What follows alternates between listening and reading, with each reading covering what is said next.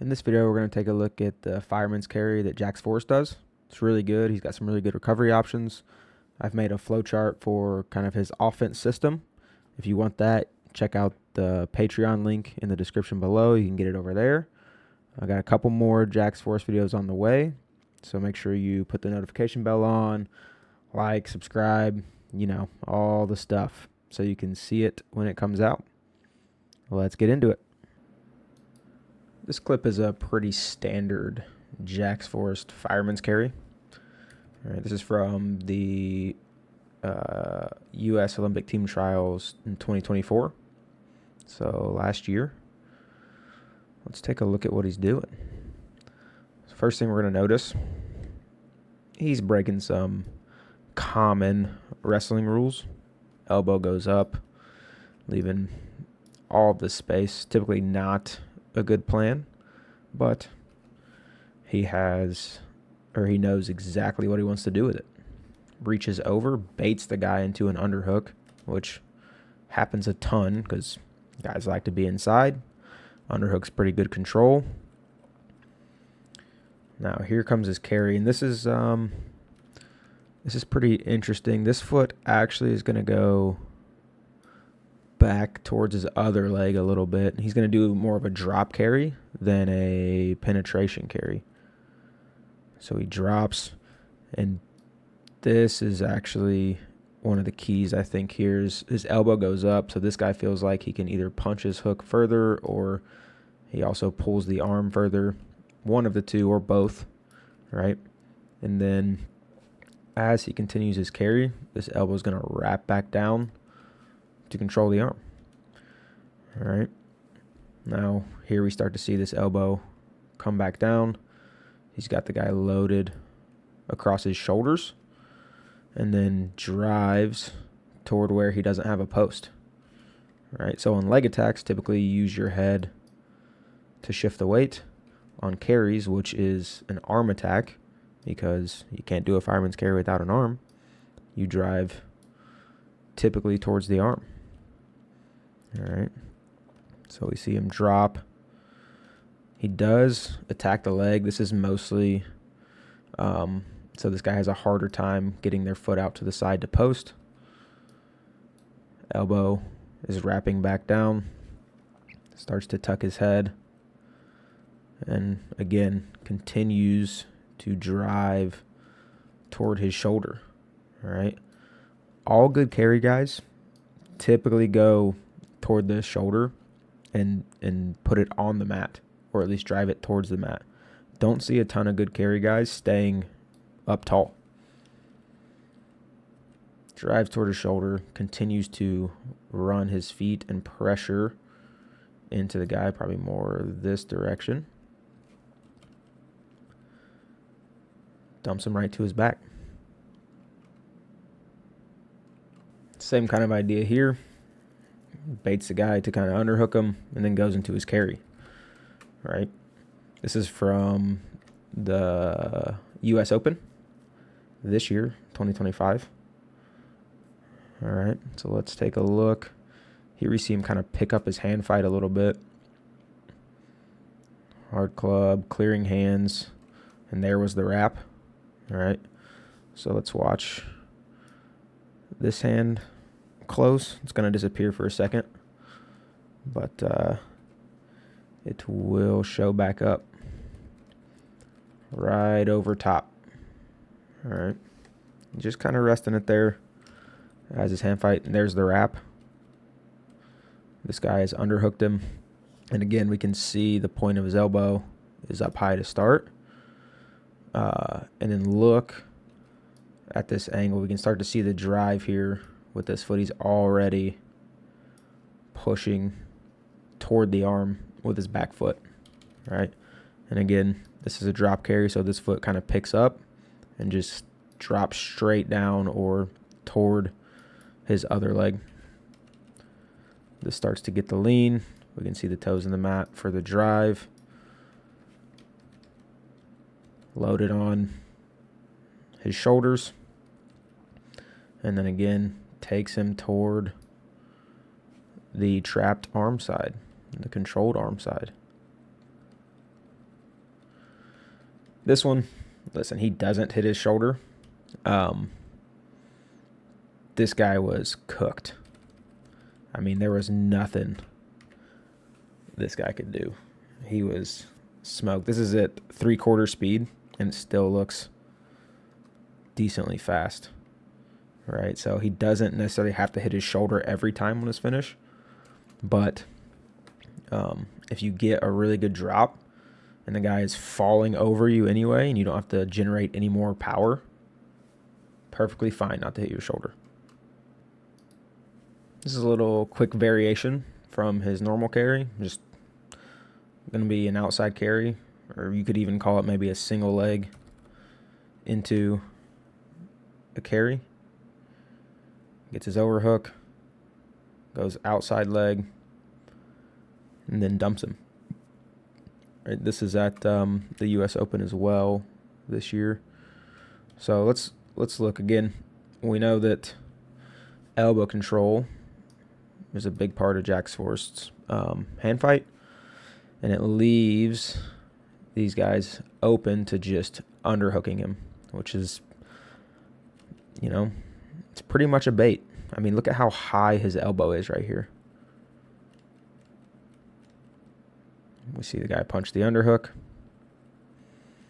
Then when he does, this actually, I think, was supposed to be a single leg initially, because we see Jax's hand will drop almost like he's going to try and take two hands to the leg and then rebite back up the arm here.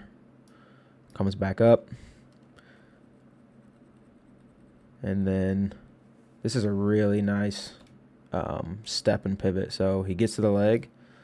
This outside foot is going to get over here to the side. He steps. Now we're going to see like a windshield wiper motion, pivot motion with this back leg as he drives toward this arm. Really nice. Drives to his shoulder. Finishes his carry. This is in the realm of carries. It ends up not being one, but I think it's a good adjustment to know if you are going to carry. All right. Here we see him actually set up his overhook from the opponent's attack. Down blocks, goes in the overhook. Looks like he's going to carry, switches high crotch, and then into double leg to finish. So let's look and see what happens here. First thing, opponent attacks. Pretty decent way to get to an overhook. We see him pull his arm up into an underhook, spot where he really wants to be. And here he actually, I believe, stays on his knee. Okay, this is the same start of his drive angle for his carry. We see this foot pushing, this knee's down, and he's got control of the arm. All right, and he starts to drive that direction. Now, if you're going to carry and you feel your opponent leaning this direction away from the arm control, and you don't feel like you're able to get their body outside their leg, all right, so basically there's kind of this invisible wall here where if you can get this shoulder past this foot, then you'll probably be able to carry. If you can't, you're either going to get stuck or you can do this adjustment. All right, so we see opponent really leaning hard away. Jax slides both feet in, and we're going to see him adjust off this elbow to the leg. All right, right into his high crotch, into his double. So conceptually, put this wall in again. If you can get their shoulder outside their foot, you can carry. But the opposite is true for most just typical leg attacks, right? Because you want your head, for head outside anyway, you want your head here. If you can drive them this direction, right, you probably have a good chance to finish. An opponent is already leaning that way, All right, so it's kind of a path of least resistance type thing. So opponent defends your carry away. You switch to a traditional leg attack, which is the direction you want to finish anyway. And we actually see him kind of fall off there when he changes.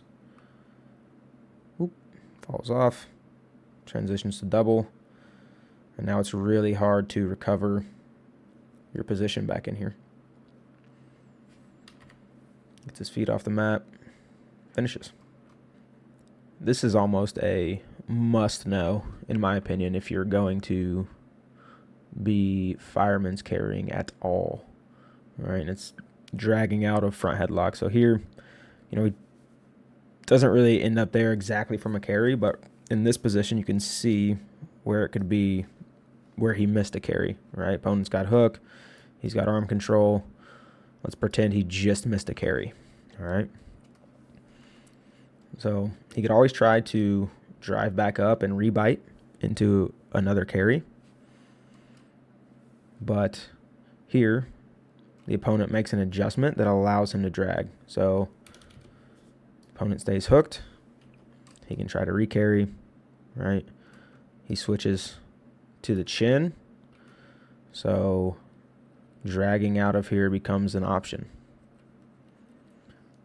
Look at the extension that happens here. So he switches. We're going to see Jax take this leg away. And then we start to see the guy on top leaning forward onto Jax. Hand switches. This is really nice. He's got both knees on this side of the opponent's body. Really good position for drag. Hand switches. Gets above the elbow. Reaches for the body. Continues to pivot, circles, gets his outside knee off the mat, runs him down and scores. Really, really nice. So there's no drag out option when opponent's underhooked, but as soon as they come across to chin or lock their hands in front headlock, there's the extension. Guy leans forward. Jax is tucking his head and looking away. Drag above the elbow. Chases the body, circles behind. Okay, here's another actually really nice option that fits perfectly with what Jax is trying to do. Right, so if you're in front headlock and they stay underhooked, you can try to recarry. If they come across to your chin or lock their hands in front headlock, you can drag out like we saw before. But here, the opponent's like, I'm not playing with either of those. So he's not hooking, right? And he's not going to come across the chin. He creates space, which allows Jax to recover out of front headlock, which is always a pretty good thing. And then as he does, Jax maintains his elbow control. Gets his collar tie set on the backside to have a good handle for when he does go to slide by. Opponent goes for inside tie, which we know is not ideal against this guy, especially if you're on your knees. Really not a good spot. Then immediately goes into his slide by. He's got such a good hip and head motion here, so he slides his feet this way, takes his head away. Big lean. Just shoop. Or such a good lean. Really nice slide by.